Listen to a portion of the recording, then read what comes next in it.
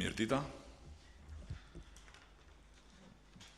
Për efekt të faktit që konferenca e shtypit do të ndiqet edhe nga publiku vendas, unë do të flas në gjuhën shqipe.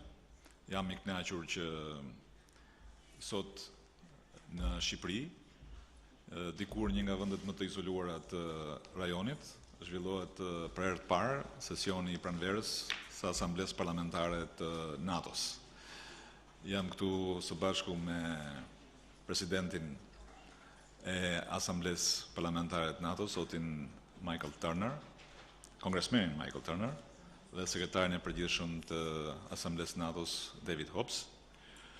Dëshiroj të them se është kënaqësi që të jem në krah të këtyre dy burrave, të cilët realisht janë zemra e funksionimit të sistemit brendshëm të Asamblesë Parlamentare të Natos.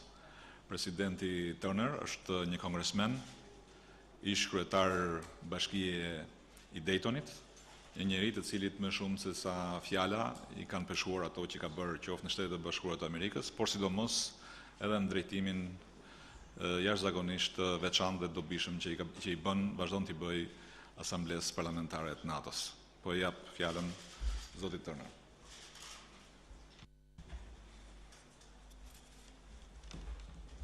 Padilli, first off, thank you for those kind words and thank you for having us Fjalë të here. ngrohta dhe faleminderit shumë që po na mikprisni këtu. Kjo është hera e parë që Asambleja Parlamentare e Natos po kryen pra një takim, një mbledhje të vetën në Tiranë. Jemi shumë të gëzuar për ftesën që na keni bërë ju dhe është hera e parë që unë vi në Shqipëri. Asambleja Parlamentare e Natos është një forum që ligjvënësit e të gjitha vendeve anëtare të Natos të mblidhen së bashku e të bëjnë një dialog të rëndësishëm për çështje që janë shumë të rëndësishme jo vetëm për secilën prej vendeve tona, por edhe për mbrojtjen tonë të përbashkët, për mbrojtjen kolektive. Dhe këtu kemi një mundësi jo vetëm për të folur pra për këtë gjëra, por edhe për të folur për rolin e rëndësishëm që ka luajtur Shqipëria në NATO dhe Shqipëria për 7 vjet, gjatë 7 vjetëve që kur u bë shtet antar I NATO-s ka patur një transformim të mrekullueshëm. Është një antare e besueshme dhe angazhuar e NATO-s dhe bën shumë më shumë se ç'është në fakt sipërfaqja e Shqipërisë dhe kontribuon në Afganistan dhe në Kosovë. Shqipëria ka qenë po ashtu edhe një kampione për zgjerimin e NATO-s dhe sidomos zëri I Shqipërisë është dëgjuar shumë edhe në inkurajimin e aderimit të Malit të Zi në NATO, gjë që në fakt ka çuar tashmë në faktin që ne I kemi çuar një ftesë Malit të Zi dhe kemi nënshkruar edhe protokollin javën e shkuar dhe e mirpresim këtë gjë dhe që natyrisht do të flasim për këtë çështje edhe në këtë takim të Asamblesë Parlamentare të NATO-s dhe është shumë e bukur që këtë gjë po e bëjmë dhe në Shqipëri. Si pjesë e debateve tona sot dhe si dialog pra që kemi ne I kërkojmë të gjithëve që të bëjnë sa më shumë që të jetë mundur për ta përshpejtuar ratifikimin e Malit të Zi në NATO dhe Asambleja Parlamentare do të bëjë shumë për këtë çështje. Unë do të jem vërtet I nderuar që të përfaqësoj në fakt Asamblenë Parlamentare të NATO-s në samitin e Varshavës dhe në fakt ne do të flasim për shumë çështje që do të përmblidhen edhe në samit. Kemi Nicola Melin të Francës dhe Ojar Skalnins të Letonisë që kanë drejtuar dhe kanë hartuar rezoluta të ndryshme gjatë takimeve tona dhe që flasin pra për deklarata për bashkimin transatlantik, solidaritetin dhe vendosmërinë, por edhe për çështje shumë të rëndësishme që kanë të bëjnë edhe me shmangjen pra të kërcënimeve, sepse kemi një mjedis të ri me NATO-n ku Rusia e shikon NATO-n si kundërshtare dhe duhet shikojmë se si do të merremi ne me këtë kërcënim. Një është që ne duhet të njohim në fakt gamën dhe natyrën e këtij kërcënimi që vjen nga Rusia, duhet të denoncojmë në fakt shfaqjen e kërcënimeve apo kërcënimet bërthamore të Rusisë dhe deklarata që ka bërë Rusia edhe për ndoshta edhe përdorimin e mjeteve bërthamore. Kështu që si rrjedhoj, NATO-ja duhet ta rishfaq veten pra me anën e shmangjes bërthamore, por duhet edhe të sigurojmë sërish aleatët tanë në lindje. Duhet vazhdojmë ta bëjmë këtë gjë, se duke e bërë këtë gjë, ne do të flasim natyrisht edhe për praninë tonë dhe për mekanizmat që do të vëmë për sa I përket rimbështetjes sonë të shpejtë. Shtetet e Bashkuara kohët e fundit kanë propozuar pra edhe një kërkesë për katërfishimin e fondeve për praninë e NATO-s në Europë si pjesë pra e kontributit. Kongresi i SBA-s ka ndërmarrë pra pikërisht edhe masa për këtë gjë, jo vetëm për komisionin ton të çështjeve pra ushtarake, por edhe me anën e kësaj iniciative europiane për risigurimin e aleatëve tanë në lindje për të pasur pikërisht këto fonde që të jenë të disponueshme për praninë tonë. Edhe pse SBA-ja po bën më shumë, edhe në fakt partnerët tanë europian duhet bëjnë prapë më shumë, sepse siç debatojmë edhe ne në kongresin ton, duhet japim pikërisht të siguri aleatëve tanë pikërisht në lindje, por edhe për një përgjigje në rritje. Sepse nuk duhet harrojmë që ekonomia e Rusisë është më e vogël se ajo e Italisë, por nuk duhet harrojmë pra pikërisht që kemi të bëjmë këtu me stabilitetin e Europës. Për sa i përket buxheteve për mbrojtjen dhe për barën që duhet të ndajmë, do të flasim dhe për të gjëra. 16 nga aleatët tanë i kanë hequr ato shtrëngime financiare, po në fakt ende vetëm 5 e kanë në buxhetin 2% të buxhetit e shpenzojnë pikërisht për mbrojtjen, gjë të cilën e kërkuam në summitin e Walesit dhe i bëjmë thirrje të gjithë aleatëve që të kenë shpenzimin e duhur për mbrojtjen. Natyrisht që çështjet e mbrojtjes, sidomos në anën e raketave, vazhdojnë të qëndrojnë pra shumë të rëndësishme, sidomos edhe ajo që quhet Aegis Ashore në Rumani, dhe do të vazhdojë të jetë fokusi i punës së NATO-s dhe i përforcimit të kapaciteteve mbrojtëse të NATO-s. Dhe tani në këtë takim që do të kemi sot në Tiranë, do të bëjmë në fakt diskutime për Libinë, Sirinë, Afganistanin dhe natyrisht edhe për çështje që kanë të bëjnë me terrorizmin dhe migrimin, dhe këto do të vazhdojnë të luajnë një rol të rëndësishëm në diskutimet e përgjithshme që do të ketë NATO-ja edhe në Varshavë. Por dëshiroj të falenderoj edhe një herë delegacionin shqiptar që na ka mikpritur. Tirana është një qytet vërtet shumë i bukur, jemi shumë krenar që gjendemi këtu dhe faleminderit që edhe motin na keni rregulluar sepse edhe koha është shumë e bukur, po natyrisht jemi të gatshëm për pyetja.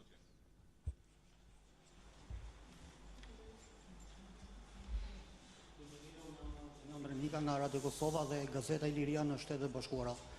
Pyetjet nuk ka rëndësi nëse i përgjigjet njëri prej zotrive, por thelbi është veçanërisht për zotin Majko. Shqipëria mbetet e hapur për politikat e zgjerimit NATO-s. Ndërkohë që NATO dhe Bashkimi Evropian në përgjithësi kanë praktikë themelore shkueshmërinë e mirë të pakicave etnike në vendet fqinj. Përse Shqipëria nuk e kushtozon antarësimin e Malit të Zi dhe të shtetit Maqedonas, përderisa të drejtat e shqiptarëve janë seriozisht jo fort të kënaqshme. Për zyrtarët e NATO-s, nëse mundet zoti Turner, a është Shqipëria një vend i mundshëm për vendosjen raketore, meqense politikat kanë ndryshuar nga disa vite më parë me ngjarjet në Krime? Dhe pyetja e tretë, gjithmonë nëse është e lejueshme, mundem? Po, dhe pyetja e tretë është që do të thotë afrimi i brigadave të blinduara në lindje të kufive të NATO-s. Faleminderit. Më lejoni që fillimisht ashtu si presidenti Turner të shpreh kënaqësinë e veçantë për antarësimin e Malit Zi, ftesën që është bërë Malit Zi për të bërë pjesë e familjes NATO-s. Republika e Shqipërisë mendoj në frymën e principeve të kësaj familje të madhe të quajtur NATO, nuk ka vepruar dhe nuk do të veprojë në asnjë rast me logjikën e politikave bllokuese apo me kushte të cilat janë të karakterit bilateral. Sigurisht ne e kemi shprehur, do të shprehim shqetësimin ton për problemet e drejtave të shqiptarëve në çdo vend ku ata jetojnë, por mendoj se është një lajm shumë i mirë për gjithë rajonin fakti që Mali Zi po bëhet pjesë e aleancës së madhe të NATO-s. Kjo do të rrisë stabilitetin në rajon dhe sigurisht do të jetë një nxitje edhe për vende të tjera, siç është Maqedonia, Bosnia-Hercegovina, pse jo në një të ardhmë të afërt, ne shpresojmë, familja jonë është e hapur edhe për Kosovën dhe Serbinë.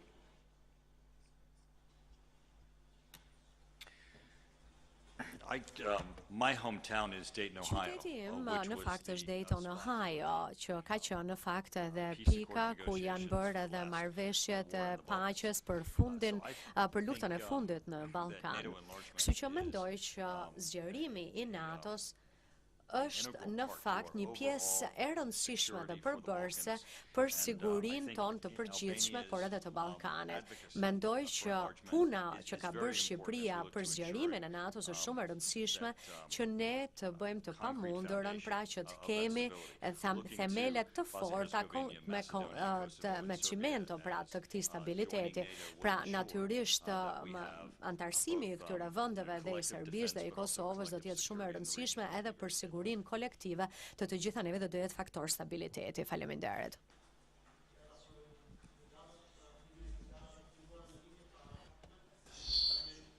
Ne besoj që nuk prisni nga ne komente gjeneralësh, ne jemi politikan.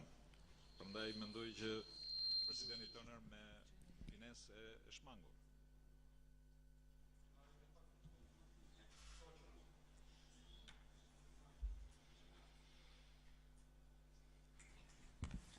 Një pyetje për zotin Turner, Fatjon Cuka, Agjencia Turke Anadolu, Agjencia Telegrafike Turke.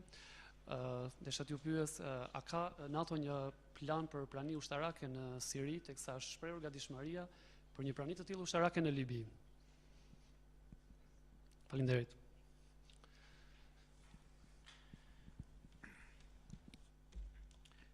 I think no one is advocating for a NATO boots on the ground aspect in Syria, other than that which we see as we're working together collectively as allies to ensure both stability in Syria and to fight ISIS. It is absolutely imperative that ISIS be defeated, and not only is it a terrible and brutal scourge on both Syria and Iraq, but the attacks that have occurred in Europe shows that they are an international security threat. To that, I absolutely believe that NATO will work cooperatively with all of the allies, and certainly in a relationship with the United States to achieve that. With respect to Libya, I think NATO has an ongoing responsibility as Libya transitions to a more stable government and security situation, and ISIS also represents a threat there that I'm certain will remain on our focus. It's worthwhile pointing out, I suppose, that NATO does actually provide indirect assistance to some of the nations which are in the anti-ISIS coalition. There are 60 nations in that coalition. All the NATO nations are in that coalition. And some of the capabilities that they are themselves devoting are being backfilled by NATO. And the impression I get from speaking to NATO is that they stand ready should the Libyan government put forward request, then NATO would be prepared to look at helping build capacity for the Libyan armed forces in dealing with ISIS and other security threats within Libya itself. My name is Bashkim Shala. I come from Kohaditore in Kosovo. I wish to ask a question. To date, we still do not have an institutionalized relationship between NATO and Kosovo, when actually Kosovo requires the support of NATO for the transformation of KSK and in particular in partnership, the partnership that Kosovo has with NATO. So could you give us a reply as to what the future, the near future holds for this, for Kosovo, the security of Kosovo? Mendoj se ne ju parapërgjigjëm. I think that we already answered this question. We preempted the strike, as it were, when we stated that our family, which we call NATO, is open to all of the other countries of the region. And in this regard, we reiterated and we talked about Macedonia as the earliest applicant in the member action plan, Bosnia-Herzegovina, and we didn't leave Kosovo aside, and also Serbia, should it wish to do so. We see an evolution in cili do Kosovo të as a kërkojë process which edhe will atë që NATO e require konsideron shumë what të NATO rëndësishme, considers as dialogun very ndërrajonal, important, por the një gjë regional është e dialogue. rëndësishme. But one thing is Asgjë very nuk kthehet important. mbrapsh, Nothing vetëm do të shkojë will be përpara. going back. Kështu We që will only nuk be besoj moving se NATO forward shikon and me ahead. shqetësim So NATO, I do not believe that NATO sees of concern this actually positive progress that has been happening in the relationship between NATO and Kosovo. I was just in Kosovo several months ago with U.S. General Hodges, and I can say that there's been great progress that's been made, and there certainly is an ongoing commitment from NATO and the United States. And as Pandeli has said, our efforts are to look forward. Përpjekjet tona janë me t'i hedhim syt drejt së ardhmes, pra të shohim përpara. Thimi Samargjiu nga televizioni Top Channel. Thimi Samargji from Top Channel. A Turner. question to President Turner. Pak javë më parë, A few weeks ago, the U.S. Congress adopted an amendment by ordering the public administration to assist Kosovo become part of the peace partnership. Could we say that this is the first step of Kosovo towards NATO membership, if we can call it so? And the second question, given the fact that in the most recent ministerial in Brussels, the Secretary General of Asambleja actually stated that they're open to discussions to have a battalion, in particular in the Balkan countries, but he also expressed his readiness to continue the dialogue with Russia. Could the two go hand in hand, the dialogue and placing this battalion in the borders with Russia? Thank you.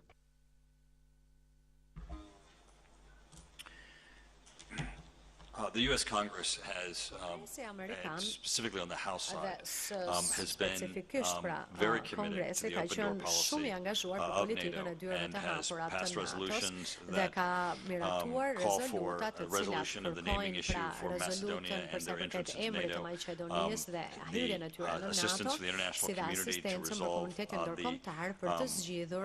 political transformation, government transformation for Bosnia-Herzegovina, has called for continued and increased assistance to Kosovo for the stabilization of democratic institutions, providing assistance directly to the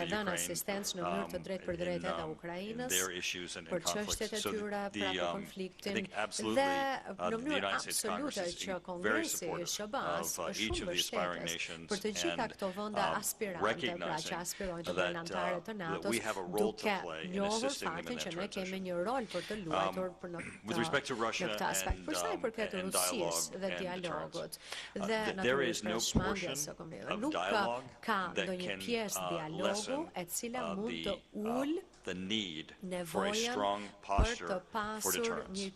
Similarly, there is no portion of deterrence that can be offset for dialogue. They are not mutually exclusive.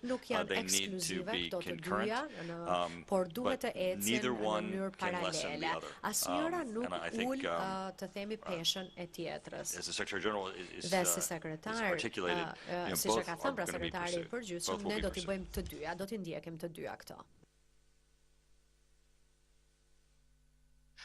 Ani Ruci, Deutsche Welle. Ani Ruci from Deutsche Welle.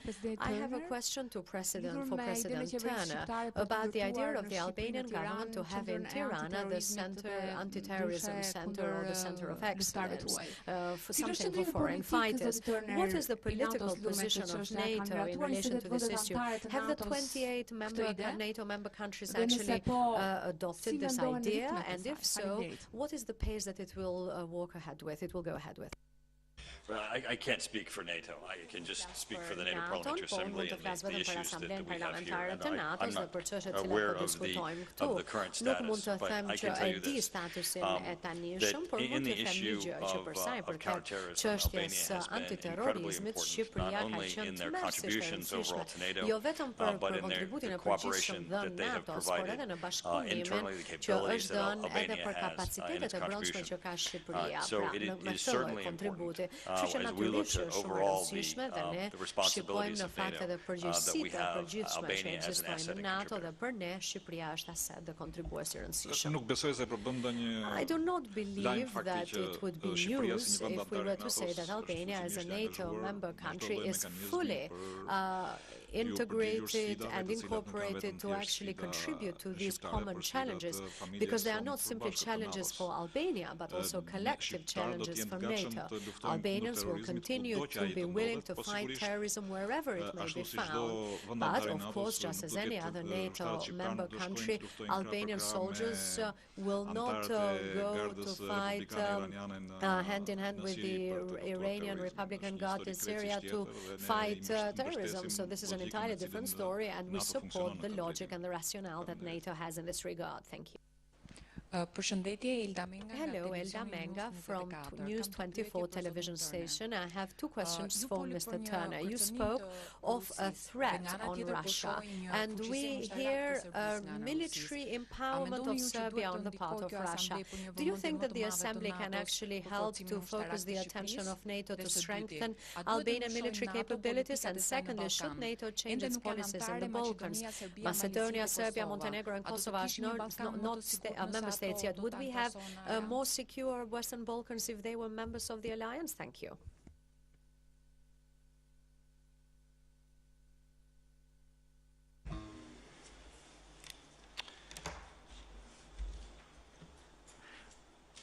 In addition to NATO's cooperation in the Balkans, each of the NATO members have strong bilateral relations in the Balkans that also contributes to the overall security of the region and of the prospects of each of those nations to join NATO. One of which is the Ohio National Guard's twinning relationship, or partnering relationship with Serbia. So my state's National Guard works on a regular basis with Serbia on trying to make sure that we coordinate both with the looking toward interoperability, ways in which we can strengthen the relationship, and the ways that we can ensure that the nations in the Balkans see NATO as its strong partner. Again, Albania contributes significantly to that. The threat that we see from Russia is growing and is one that they have articulated. It is not one that we're projecting. We are responding not only to the statements of Russia, but also their actions. Increased training, exercises, weapons, modernization, the invasion of Ukraine, the annexation of Crimea, the occupation of Georgia. All of these are areas in which we have real evidence of their intention, and I think all of our NATO partners, including Albania, are working very strong to ensure that we can deter that in the future. Mendoj se ato që tham I janë të believe qarta. that what we have already NATO është një stated is aleancë që nuk absolutely bën clear. miq. NATO is an Kush alliance dëshiron that të krijë probleme me does not NATO, actually ky është create problemi i enemies, tyre, foes, jo or vendet opponents. anëtare If të they wish to NATO-s. do Ju so, it falenderoj is për other countries, pjesëmarrjen but it is në not konferencë kaq for të NATO veçantë to sot do këtu so. në And I Tiranë thank you për for your sesionin participation e in this very special parlamentarët conference, press Asamblesë conference, NATO-s për herë të for parë this në meeting of the NATO PA in Tirana for the very first time. Thank you. Thank you.